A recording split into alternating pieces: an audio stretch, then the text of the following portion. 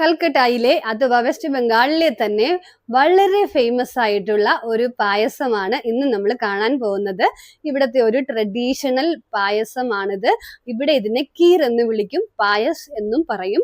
ഇത് നമ്മൾ ഉണ്ടാക്കുന്നത് ഒരു അരി കൊണ്ടാണ്. അത് ഇവിടുത്തെ മെയിൻ കൃഷിയായിട്ടുള്ള അരിയാണിത്. ഇവിടെയാണ് ഇത് വളരെ അധികമായി മെയിൻ ആയിട്ടും കൃഷി ചെയ്യപ്പെടുന്നത്. ഇതൊരു പ്രത്യേക മണമാണ് ഈ അരിക്ക്. ഇത് പാക്കറ്റ് നമ്മൾ പൊട്ടിക്കുമ്പോൾ തന്നെ നമുക്കൊരു പ്രത്യേകമായ വളരെ നല്ലൊരു സ്മെല്ല് ഇതിന് കിട്ടും. ഇത് വളരെ സ്റ്റിക്കിയുമായിട്ടുള്ള ഒരു അരിയാണ്.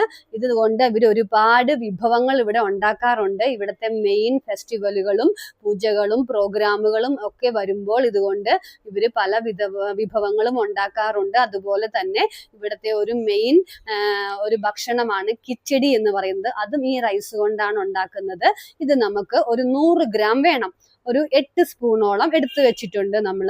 ഇതിവിടെ എങ്ങനെ വേണമെങ്കിലും നമുക്ക് വാങ്ങിക്കാൻ കിട്ടും. 1 kg ആയിട്ടൊന്നുമല്ല, നമുക്ക് 50 ഗ്രാം തുടങ്ങി അരി വാങ്ങിക്കാൻ കിട്ടും. അതിനുശേഷം നമുക്ക് കിസ്മിസ് വേണം. സാധാരണ നമ്മൾ പായസത്തിന് എടുക്കുന്നത് പോലെ കിസ്മിസ് എടുത്ത് വെക്കുക. ഇനി വേണ്ടത് 2 ബേ ലീഫാണ്. പിന്നെ നമുക്ക് വേണ്ടത് നെയ്യാണ്. നല്ല ശുദ്ധമായ നെയ്യ് കിട്ടുവാണെങ്കിൽ അതാണ് ഏറ്റവും നല്ലത്. അതിനുശേഷം നമുക്ക് ഈ അരി ഒന്ന് വെള്ളത്തിൽ കഴുകിയെടുക്കാം. ജസ്റ്റ് 2 പ്രാവശ്യം ഒന്ന് കഴുകിയെടുക്കുക. അതിനുശേഷം ഇവിടുത്തെ ട്രഡീഷണൽ രീതി, പരമ്പരാഗത രീതിയായ നെയ്ക്കകത്ത് ഈ അരി ഇങ്ങനെ നന്നായിട്ട് അത് പുരട്ടി വെക്കും. ഒരു 1-1.5 സ്പൂൺ നെയ്യ് എടുക്കുക, അരിയിലേക്ക് ഇട്ടിട്ട് ഇതുപോലെ നന്നായിട്ട് സ്പൂൺ കൊണ്ടോ കൈ കൊണ്ടോ നന്നായിട്ട് കുഴച്ച് അത് നന്നായിട്ട് എല്ലായിടത്തും എത്തുന്ന രീതിയിൽ പിടിപ്പിച്ച് വെക്കുക. ഇതിൽ പ്രത്യേകത എന്ന് പറയുമ്പോൾ ഇവർ ഇങ്ങനെയാണ് ഈ പായസം ഉണ്ടാക്കുമ്പോഴും അതുപോലെ പരിപ്പ് കറി ഉണ്ടാക്കുമ്പോഴും ഞാൻ കണ്ടിട്ടുണ്ട്. ഇതുപോലെ നെയ്യ് എടുത്തിട്ട് പരിപ്പിൽ നന്നായിട്ട് ആദ്യം തന്നെ കുഴച്ച് മാറ്റി വെക്കും. അപ്പോൾ അത് നന്നായിട്ട് അതിനകത്ത് പിടിച്ച് നല്ലൊരു പ്രത്യേക ഫ്ലേവർ ടേസ്റ്റ് തരും. അതാണ് ഇവിടുത്തെ ഒരു രീതി എന്ന് പറയുന്നത്, ഇത് ഉണ്ടാക്കുന്നത്. അപ്പോൾ നമ്മൾ അതങ്ങനെ എടുത്ത് മാറ്റി വെച്ചിട്ടുണ്ട്. അതിനുശേഷം കാഷ്യൂ ഇങ്ങനെ ഒന്ന് നടുവേ പിളർന്ന് കൊടുത്തിട്ടുണ്ട്. അതിനുശേഷം മുന്തിരി നമുക്ക് കഴുകിയെടുക്കണം. കിസ്മിസ് നന്നായിട്ട് കെമിക്കലൊക്കെ അടിച്ച് വരുന്നതാണ്. നന്നായിട്ട് കഴുകി എടുത്ത് മാറ്റി വെക്കുക. അതിനുശേഷം ഒരു കടായിലേക്ക് നമുക്ക് നെയ്യിട്ട് കൊടുക്കാവുന്നതാണ്. കടായി നന്നായി ചൂടായി വരുമ്പോൾ അതിലേക്ക് 2 സ്പൂൺ നെയ്യിട്ട് കൊടുക്കുക. പിന്നെ നമ്മളിനി നെയ്യ് ഇവിടെ ഉപയോഗിക്കുന്നില്ല. ഇട്ട് കൊടുത്തതിന് ശേഷം നമുക്ക് സാധാരണ എല്ലാവരും പായസത്തിന് വറുത്തെടുക്കുന്നത് പോലെ തന്നെ നമുക്ക് കിസ്മിസും കാഷ്യൂനട്ടും വറുത്ത് മാറ്റിയെടുത്ത് വെക്കാവുന്നതാണ്. ഇവിടുത്തെ മെയിൻ പൂജകൾക്കും മെയിൻ ഫെസ്റ്റിവലുകൾ, അതുപോലെ തന്നെ നമ്മളുടെ വീട്ടിൽ ആരെങ്കിലും ഗസ്റ്റ് വരുമ്പോൾ അങ്ങനെ ഇവിടുത്തെ പരമ്പരാഗതമായ രീതിയിൽ ഇവർ കൊടുക്കുന്ന ഒരു ഭക്ഷണ രീതി, ഈ റൈസ് കൊണ്ടാണ് അവരെ ആദരിച്ചു കൊടുക്കുന്ന രീതി ഇങ്ങനെയാണ്.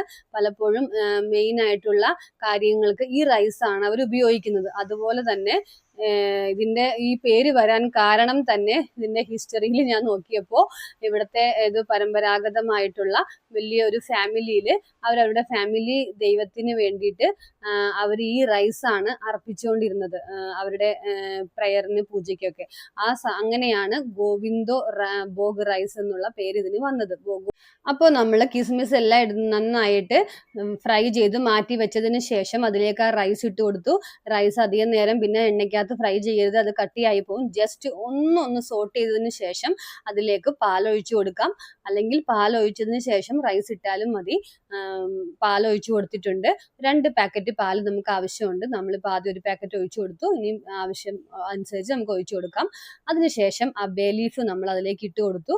അതും ഒരു പ്രത്യേക ഫ്ലേവർ ആ പായസത്തിന് തരും. ബേ ലീഫ് ഇട്ട് കൊടുത്തതിന് ശേഷം നമുക്ക് ജസ്റ്റ് ഒന്ന് ഇളക്കി കൊടുത്തിട്ട് ഇനി നമുക്ക് പഞ്ചസാര പൊടിച്ചു വെക്കാം. ഒരു 5 സ്പൂൺ പഞ്ചസാര ഞാൻ എടുത്തിട്ടുണ്ട്. പഞ്ചസാരയും അതിനോടൊപ്പം തന്നെ ഏലക്കായും 4 ഏലക്ക നമുക്ക് പൊടിച്ച് മാറ്റി വെക്കാം. അപ്പോൾ പഞ്ചസാരയും ഏലക്കായും കൂടെ ഒരുമിച്ച് പൊടിച്ചു കഴിഞ്ഞാൽ അതായിരിക്കും നല്ലത്. അതിനുശേഷം നമുക്ക് വേണ്ടത് ആ ചൂടായ കുറച്ച് പാലെടുത്ത് മാറ്റിയിട്ട് അതിലേക്ക് പാൽപ്പൊടി ഇട്ട് കൊടുക്കണം.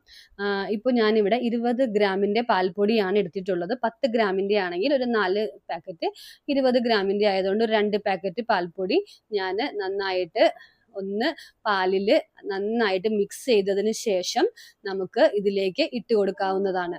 അപ്പോൾ ഇതൊരു പ്രത്യേക ആ പാൽപ്പൊടിയുടെ ടേസ്റ്റ് ഇതിന് തരും. അല്ലെങ്കിൽ മിൽക്ക് മെയ്ഡ് ഉപയോഗിച്ചാലും മതി. അതിനുശേഷം നമുക്ക് ഈ അരി വെന്ത് വന്നോ എന്ന് നോക്കാം. ഇത് പെട്ടെന്ന് വേവുന്ന അരിയാണ്. ഒരു 10 മിനിറ്റ് മതി. ഒരുപാട് സമയമൊന്നും ഈ അരിക്ക് ആവശ്യമില്ല. ഇത് വെച്ച് ഇവിടെ ഫേമസ് ആയിട്ടുള്ള കിച്ചടിയൊക്കെ ഉണ്ടാക്കുന്നതാണ്. അപ്പോൾ നമ്മുടെ അരി ഇവിടെ ഏകദേശം വെന്ത് വരുന്നുണ്ട്. അപ്പോൾ നമുക്ക് അതിലേക്ക് ഈ പഞ്ചസാരയും ഈ ഏലക്കായും കൂടെ പൊടിച്ചത് നമുക്ക് ഇട്ട് കൊടുക്കാം. ഇതും കൂടെ ഇട്ട് കൊടുത്ത് നന്നായിട്ട് ഇത് ഇളക്കി കൊടുക്കാം. ഇവരെപ്പോഴും ഇവിടെ പഞ്ചസാര ഇടുന്നത് ഏകദേശം ഒരു പകുതി കുക്കായതിന് ശേഷമാണ്. അതിനുശേഷം നമ്മൾ നന്നായിട്ട് ഇളക്കി അത് നന്നായിട്ട് അതിലേക്ക് പാലൊക്കെ കുറുകി വരുമ്പോൾ നമുക്ക് ഉപ്പിട്ട് കൊടുക്കാം. ഒരു പിഞ്ച് ഉപ്പിട്ട് കൊടുത്തിട്ടുണ്ട്. അതിനുശേഷം കിസ്മിസ് നമ്മൾ വറുത്ത് മാറ്റി വെച്ചത് നമുക്ക് ഇട്ട് കൊടുക്കാവുന്നതാണ്. ഇപ്പോൾ നന്നായിട്ട് പാലൊക്കെ കുറുകി വന്നിട്ടുണ്ട്. അരിയും നന്നായി വെന്ത് വന്നിട്ടുണ്ട്. ഇനി നമുക്കിതൊരു സെർവിങ് ബൗളിലേക്ക് മാറ്റിയെടുക്കാം. സെർവിങ് ബൗളിലേക്ക് മാറ്റിയിട്ടുണ്ട്. ഇപ്പോൾ നല്ല ടേസ്റ്റി ആയിട്ടുള്ള ഇവിടുത്തെ കീർ അഥവാ ഗോവിന്ദോ റൈസ് പായസ് ഇവിടെ റെഡിയായി വന്നിട്ടുണ്ട്. ഇത് നമുക്ക് ഇപ്പോൾ ഇച്ചിരി ലൂസായിട്ടാണ് ഇരിക്കുന്നത്.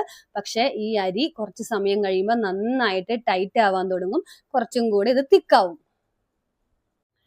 അപ്പോൾ നമുക്ക് ഇതിനകത്ത് ശർക്കര ഇട്ടും ഉണ്ടാക്കാവുന്നതാണ്. ഇത് ഇവിടുത്തെ ട്രഡീഷണൽ ഒരു രീതിയിൽ ഇങ്ങനെ ഉണ്ടാക്കിയെന്ന് മാത്രം. നിങ്ങൾക്ക് കൊൽക്കട്ടക്കാരുടെ ഈ പായസം ഇഷ്ടമായെന്ന് വിശ്വസിക്കുന്നു. ഇഷ്ടപ്പെട്ടെങ്കിൽ ഷെയർ ചെയ്യാനും ലൈക്ക് ചെയ്യാനും സബ്സ്ക്രൈബ് ചെയ്യാനും മറക്കല്ലേ. അപ്പോൾ നമുക്ക് അടുത്തൊരു പുതിയ റെസിപ്പിയുമായി വീണ്ടും കാണാം. അതുവരെ stay happy, stay blessed. Melfi from Kolkata. By.